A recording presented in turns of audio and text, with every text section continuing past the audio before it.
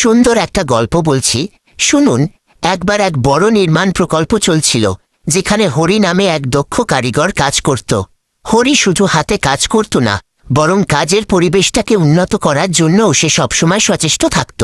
প্রকল্পের শুরুতে দেখা গেল কাজের জায়গায় ইটের যোগান ঠিকমতো পাওয়া যাচ্ছে না, কারণ সাপ্লাই চেইনের ব্যবস্থাপনা বা ম্যানেজমেন্টের সাথে স্থানীয় প্রভাবশালীদের কোনো বোঝাপড়া ছিল না। কাজ বারবার থমকে যাচ্ছিল, আর শ্রমিকরা বিরক্ত হচ্ছিল, কারণ তাদের সময় নষ্ট হচ্ছিল। হরি বুঝতে পারল শুধু ইটের পর ইট গেঁথে লাভ নেই যদি না পুরো ব্যবস্থার মধ্যে সমন্বয় থাকে।